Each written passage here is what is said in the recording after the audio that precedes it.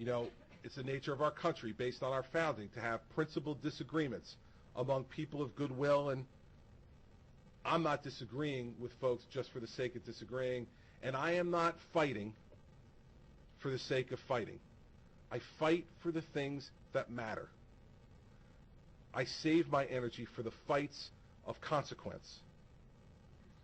And as a result, some people say I'm too combative, some people say I'm too much of a fighter.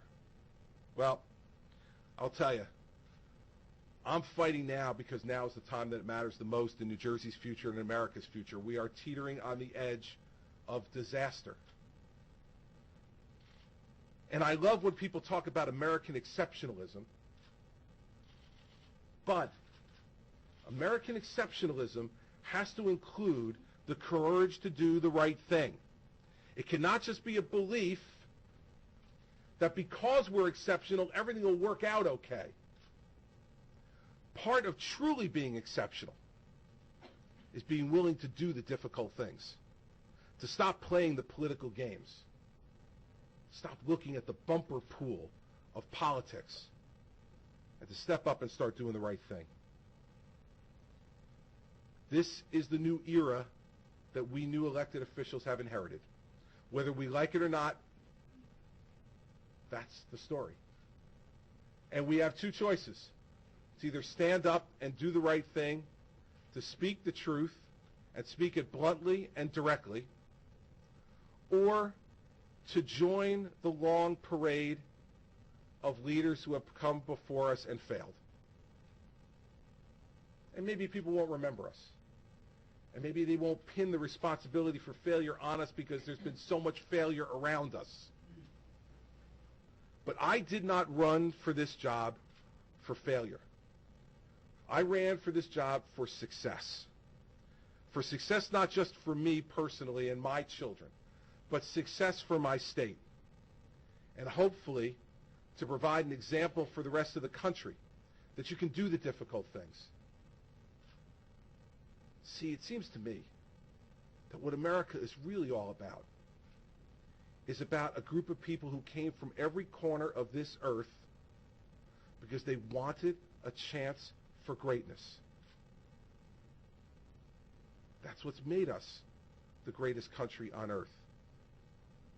Our calling for greatness at this time is to confront these issues, to say them out loud, to stop playing around, and to not waste another minute. You know, the World War II generation was called the greatest generation. And they were because they put their lives on the line to protect our way of life. And they're called the greatest generation because we judged them. We judged them in the aftermath. And we found them to be great by any objective measure. Let me guarantee you one thing, we will be judged too. We will be judged by our children and our grandchildren. That at this moment of crisis, what did we do?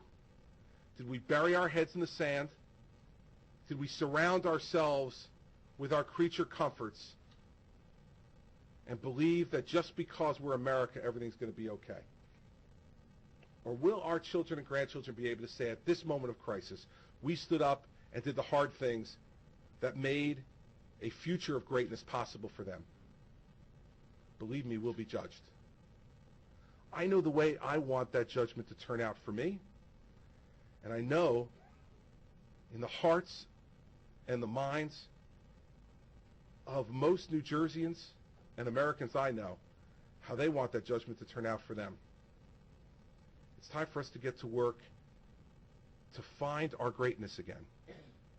And I believe we will find our greatness through doing the big things, the really big things, that will lead America to another century of exceptionalism and not a century of settling for second best.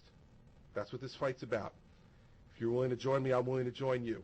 And that's why I came down here today to talk to you. Thank you all very much.